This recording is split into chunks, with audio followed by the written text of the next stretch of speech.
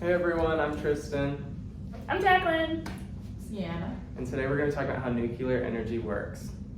So the idea of nuclear energy became about in the 1930s when physicist Enrico Fermi first showed that neutrons could split atoms. Fermi led a team in 1942 that achieved the first nuclear chain reaction, and the reaction in the reactor's development was all part of an effort to create the first atomic bombs during World War II. Okay, so all nuclear power plants and nuclear bombs will use a process called nuclear fission. Nuclear fission is pretty much the process of splitting atoms. Usually in nuclear power plants, you're going to want to use uranium isotope 235 because of its affinity for wanting to split. So uranium is going to get mined and then enriched, which is pretty much the process of raising the concentration of the isotope 235, powdered and then turned into pellets. These pellets are going to go into metal tubes, which are then these metal tubes, and these are going to be the reactor rods. And these reactor rods are going to get bonded together to make a fuel assembly, and then this fuel assembly is going to get bound together to make the nuclear reactor, which is then the whole nuclear reactor is going to get submerged in water. So nuclear fission, we're going to come up here.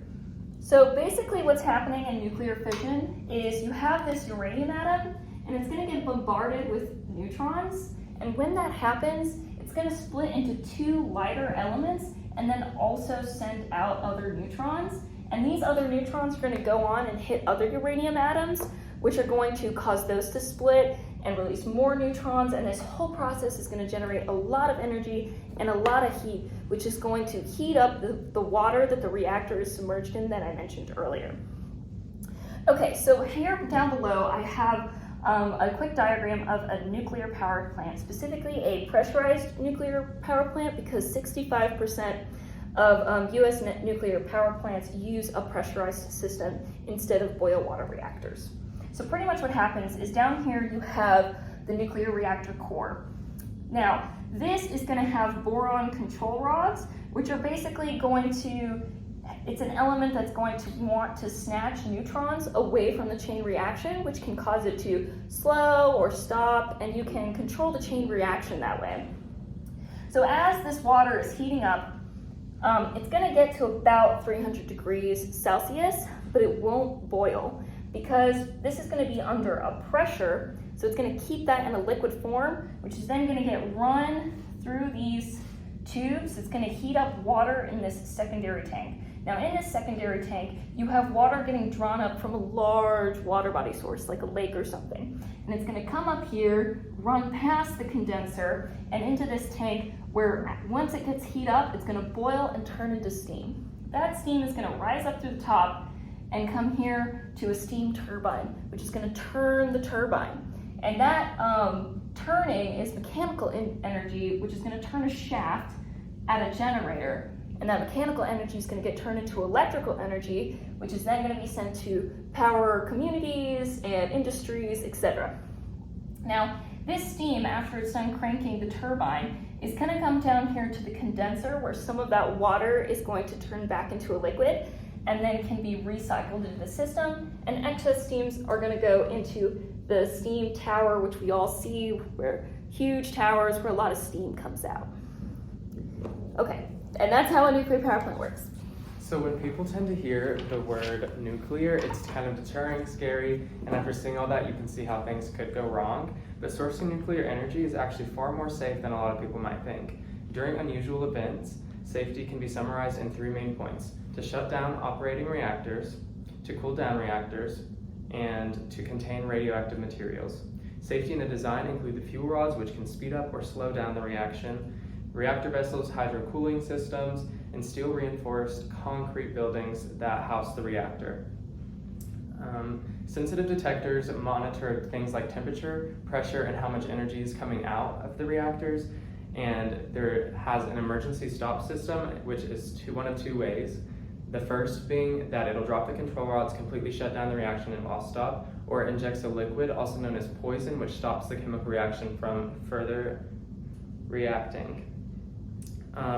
These systems are also regularly tested. But an unfortunate accident in Chernobyl, which I'm sure most of you have heard of, where safety wasn't a priority, basically technicians conducted a unsafe experiment where they pulled all the control rods, they shut down the reactor's power regulating system, and let the reactor run at 7% power with absolutely no safety. And this resulted in the nuclear explosion we all know about, killing a bunch of people and making Chernobyl uninhabitable for thousands of years. There are advantages and disadvantages to nuclear energy. One advantage is a clean energy source, so no air pollution, and it's going to be beneficial to climate change. It avoids 470 million metric tons of carbon per year. It also creates jobs, so there are around 500,000 jobs in the U.S. for nuclear energy. That's more than any other facilities. It's essential to the U.S.'s national defense. America has the largest nuclear powered Navy in the world, and the U.S. Department of Defense is exploring planting nuclear reactors around the world. There are disadvantages, such as it's expensive to build, but around $90 billion, but it is inexpensive to operate. There are risks like Tristan mentioned, Chernobyl, Fukushima, and there are also mining issues that can arise. Radioactive particles can get into the water supply and can also endanger miners with the exposure that they have to uranium.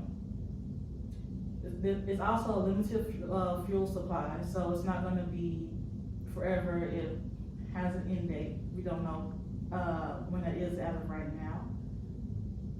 And also, morals can come into question when you think of atomic bombs or Hiroshima, which killed 140,000 people and still affects our environment today. To conclude, the future of nuclear energy is uncertain. On one hand, others want to do away with it due to its radioactive waste that is very not biodegradable. But however, we are facing a climate crisis, and we might need the nuclear power to support the baseline electricity generation for other forms of renewable energy it cannot provide. Thank you so much. Thank you.